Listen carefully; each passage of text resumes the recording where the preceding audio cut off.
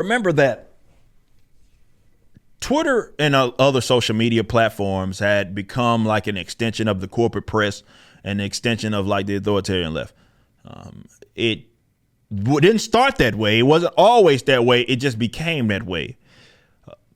Man, they're always ahead of the curve culturally. That's just how leftists operate. I mean, that's been their main vehicle. It's not politics. No. It's the culture. They change the culture. They know they can change the politics.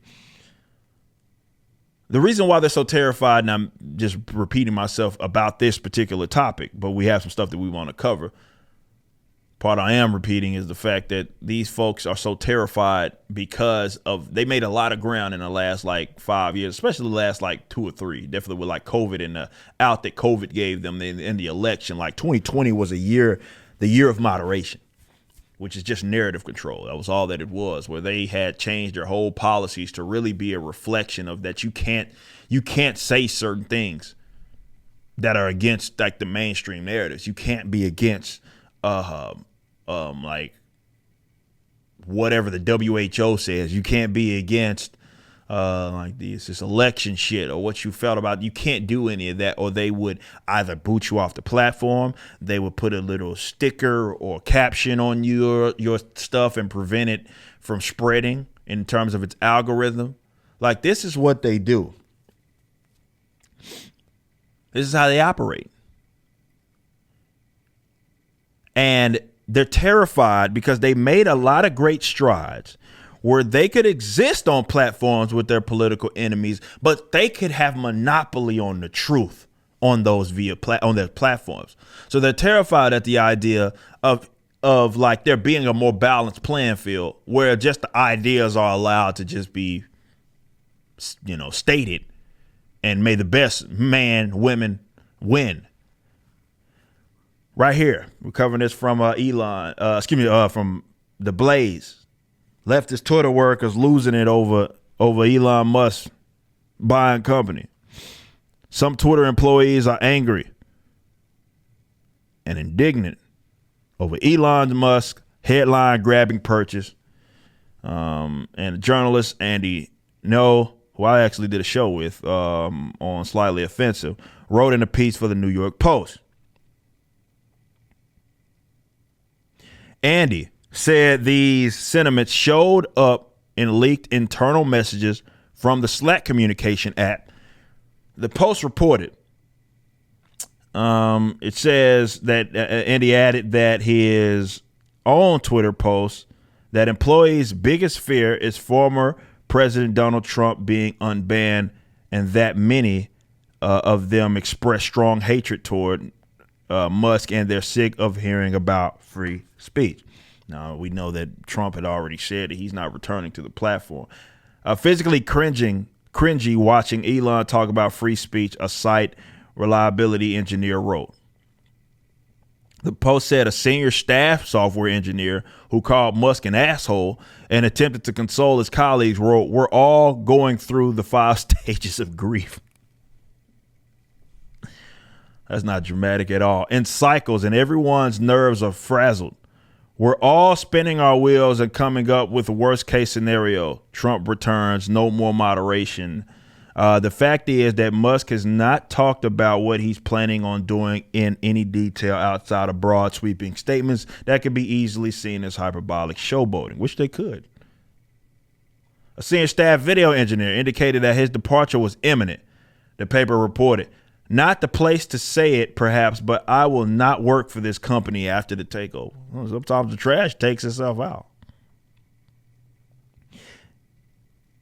At the time of venting over Musk's Twitter purchase, some employees warned that their Slack messages could be searched, and with that, they moved their chats to personal devices such as encrypted app Signal. Oh, it's too late. We already know where you were at.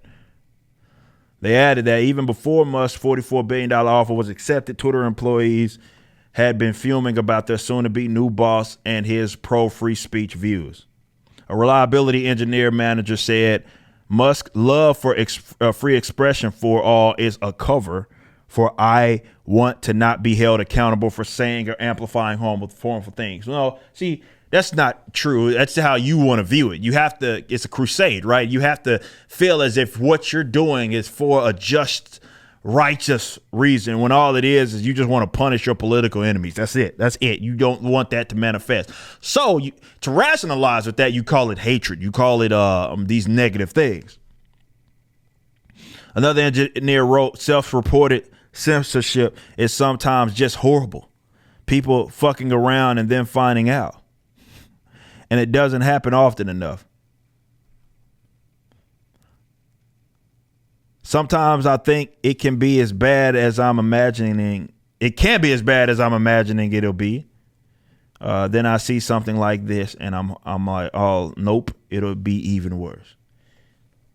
These people are having an absolute fucking meltdown on just the mere idea that their platform is going to be moderated less.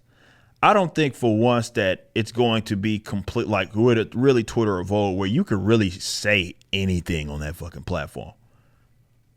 Now, there's going to be, I'd imagine that if Elon actually captures it, and let's just assume that he does kind of follow through with it being less moderated. That's all that it'll be. It won't be unmoderated. It'll be less moderated. You're not going to be able to say certain very foul things. However, you would be able to get away with saying, for the most part, just bare basic shit. That's what they're terrified of. Because, again, in the name of moderation, they were able to suppress the flowing of like the conversation. Like, I think people need to realize what they did with COVID was insane. Where you just don't allow certain people to say certain shit because it's antithetical to what the government said. That's insane. Particularly more like world bureaucracies, the WHOs, and like that's insane. But that's a lot of the policy that they had. Oh, it's misleading. It doesn't have full context. All this name of never mind the algorithm stuff and the fake trending topics and all that. Like, they made a lot of great strides, but the power it is that they're able to obtain, the power that they're able to obtain is through control of that. The idea that that's at a threat, it's just too much to bear for a lot of these people. You just listened to a clip from my podcast, For Canon's Sake, which is live throughout the week at 12 p.m. Central on youtube.com/YoungRipper59 and odyssey.com/@YoungRipper59. Be sure to check out my website, ericdjuly.com, so you can stay up to date with everything it is that I'm doing. You can also become a member and get access to a bunch of cool perks and exclusive content, which includes a social media hub where you can interact with myself and other members. It even has an app that you can get, which is now live in the Google and Apple stores.